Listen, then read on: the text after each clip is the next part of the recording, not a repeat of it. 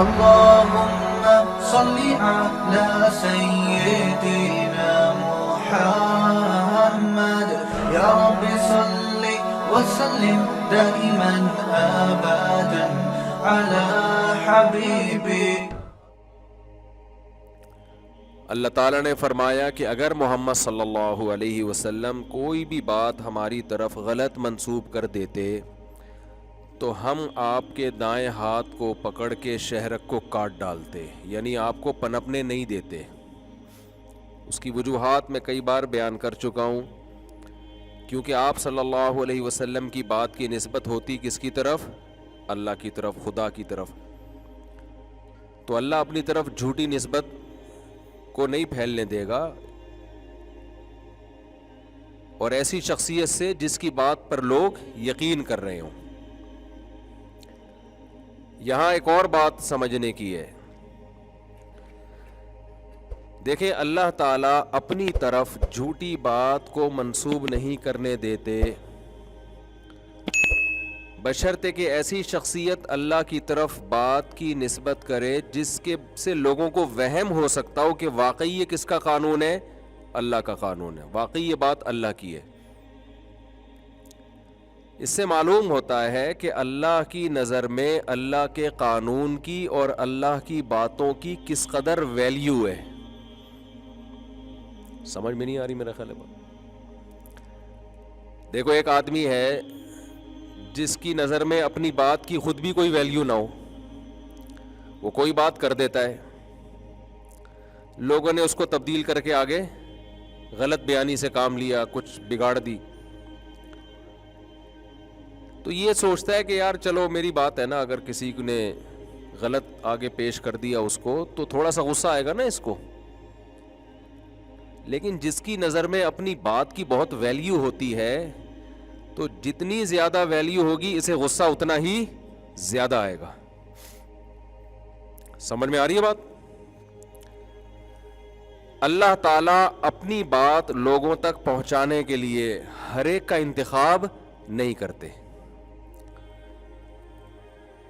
وجہ کیا ہے کہ اگر آپ اپنا پیغام لوگوں تک پہنچانے کے لیے کمتر لوگوں کا انتخاب کرتے ہیں تو یہ اس کی علامت ہے آپ اپنے پیغام کو خود ہی ویلیو نہیں دے رہے. کسی کو بھی اٹھا کے بھیج دیا. ولیمے کی دعوت لوگوں کو ملتی ہے نا، ہم نے بھی اسی سوسائٹی میں ٹائم گزارا ہے نا، تو ہر طرح کے لوگوں سے ہمارا واسطہ پڑا ہے. کچھ لوگ بڑے نازک مزاج ہوتے ہیں کہ جی آپ نے ہمیں فون پہ کہہ دیا ولیمہ ہے، کارڈ کیوں نہیں بھیجا.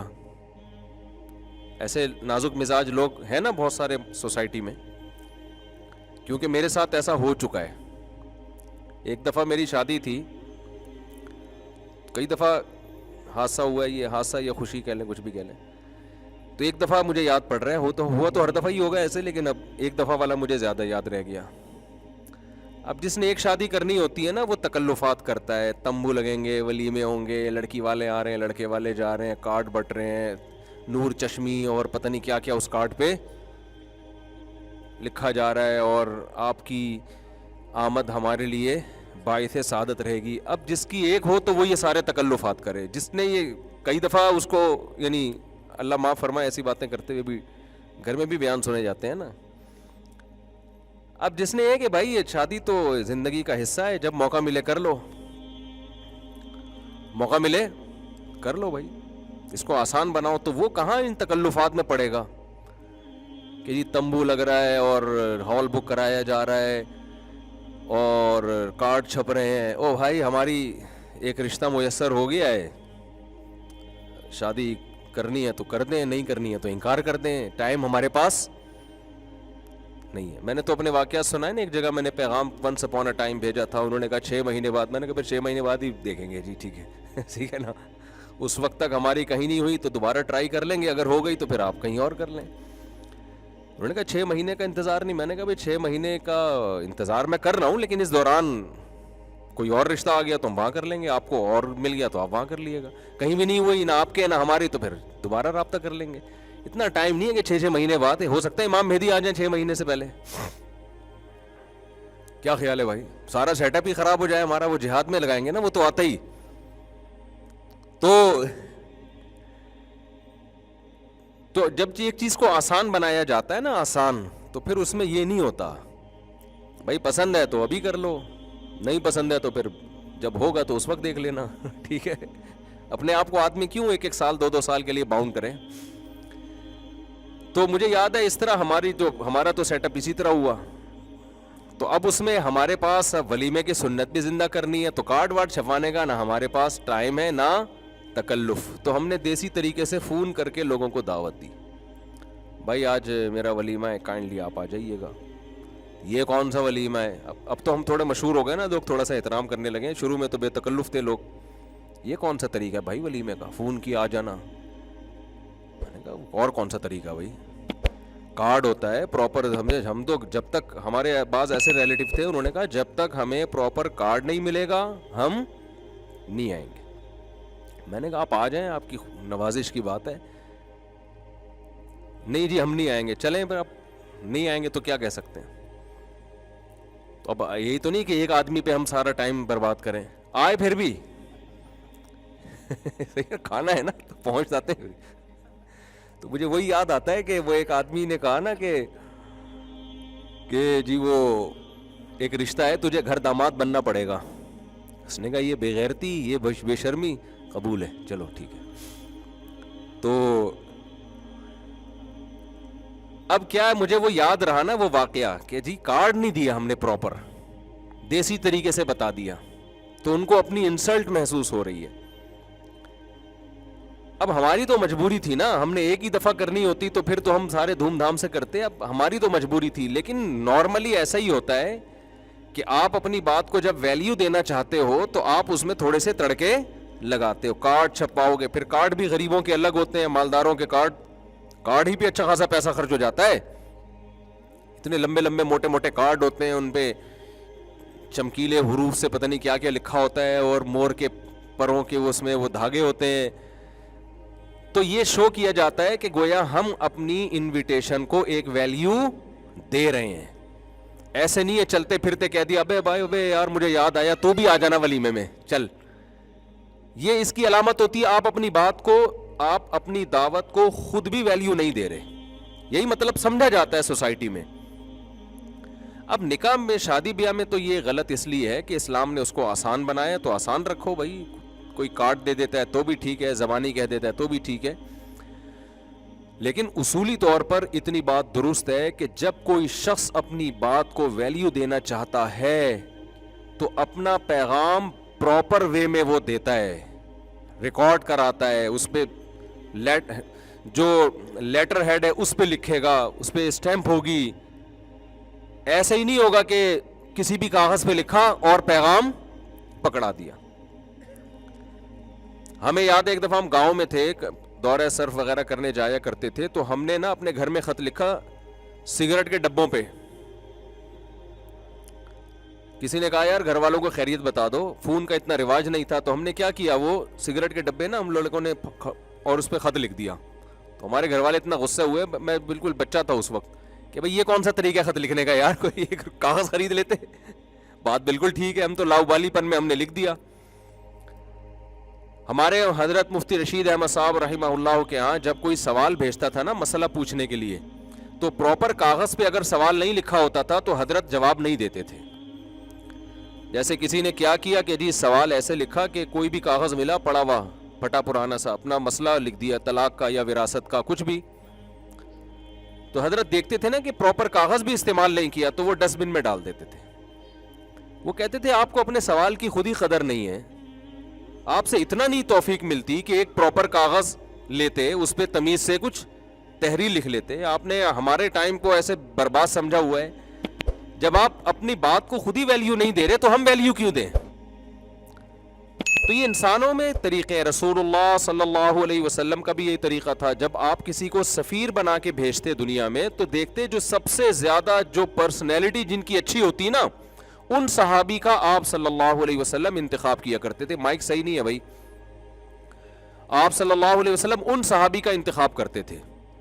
کیوں؟ جب وہ دربار میں جائیں گے تو پرسنالٹی دیکھ کر بادشاہ کو اندازہ ہوگا کہ یہ کسی معمولی، معاذ اللہ معمولی شخص کا نمائندہ نہیں ہے، یہ معمولی شخصیت نہیں ہے، وہ بات کو ویلیو دے گا. تو ہمیشہ دنیا میں ایسا ہوتا ہے. تو اب آپ بتاؤ کہ جس اللہ نے اپنا پیغام انسانوں کو بھیجنا تھا, تو وہ اللہ اس کے لیے جس انسان کی سلیکشن کرے گا, کیا وہ کم نوعیت کا انسان ہو سکتا ہے؟ تو بہت زیادہ گونج رہی آواز یار, بند کریں نا اوپر کے. کیا یہ ممکن ہے کہ اللہ تعالیٰ اس کے لیے کسی کم شخصیت کا انتخاب کرے؟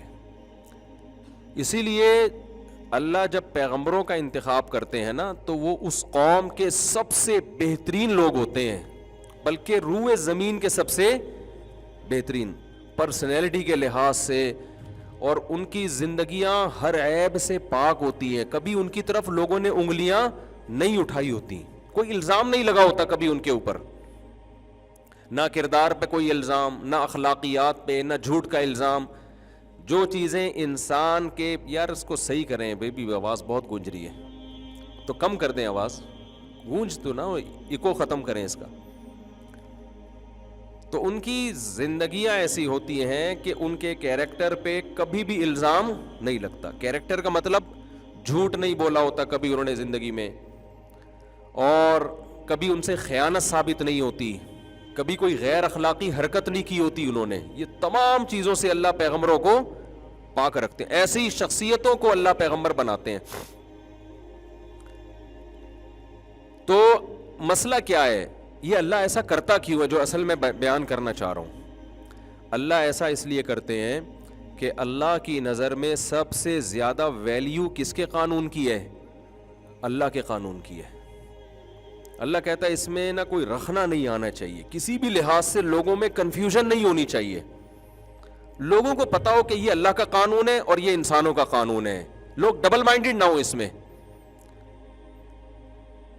اب آپ مجھے بتائیں کہ ہم لوگ جس ٹریک پہ چل رہے ہیں, ہماری نظر میں اللہ کے قانون کی ویلیو سے زیادہ حکومتوں کے قوانین کی ویلیو ہے, کلچر کے قوانین کی ویلیو ہے, سوسائٹی کے قوانین کی ویلیو ہے. اللہ کے قانون کو ہم نے پسے پش ڈال دیا ہے. یعنی اب ایسا طبقہ, بہت بڑا ایک طبقہ وجود میں آ گیا ہے, وہ کلچر کو فوکس کرتا ہے, وہ سوسائٹی کو فوکس کرتا ہے, وہ ملکی قوانین کو فوکس کرتا ہے. ان سے کہو کہ اللہ کا قانون ہے تو اس پہ سر ہلانے کے لیے تیار نہیں ہے, ہلتے ہی نہیں ہے اس کے اوپر. بلکہ اس سے بھی آگے معاملہ چلا گیا ہے. یعنی اللہ کے قانون کو فالو کرنا تو دور کی بات, اللہ کی طرف نسبت کرتے ہوئے بھی اب لوگوں کو شرم آنا شروع ہو گئی ہے. آپ کہیں مجلس میں بیٹھے ہو نا کہ یار شریعت اس بارے میں یہ کہتی ہے, ابے تو بڑا ملا آ گیا یار, تو کب سے ملاؤں میں بیٹھنا شروع کر دیا تو نے. یعنی اگر آپ یہ باتیں کہ کرنا شروع کر دیں نا, تو اس پہ بھی لوگ شرما رہے ہوتے ہیں. پہلے شرم یہ آتی تھی اس مسلمانوں والا لباس پہنتے ہوئے,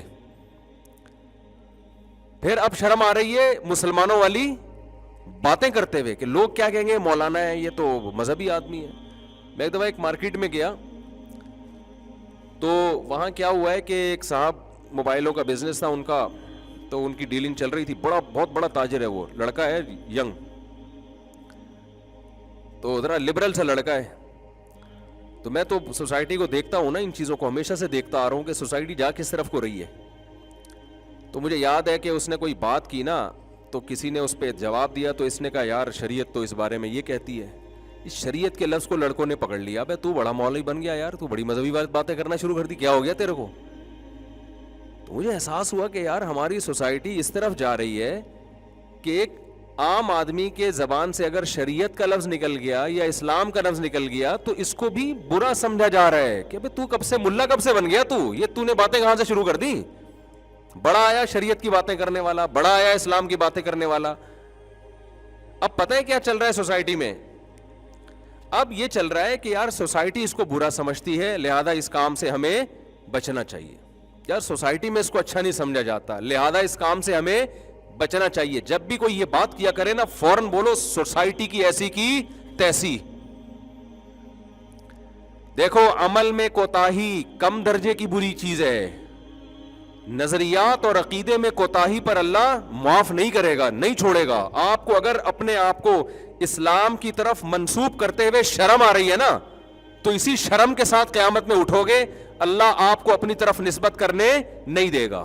اللہ کہے گا تجھے اس وقت شرم آتی تھی اپنے آپ کو مسلم بولتے ہوئے, میرا نام لیتے ہوئے, اب تو کیسے میری رحمت کے سائے میں آنے کی کوشش کر رہا ہے.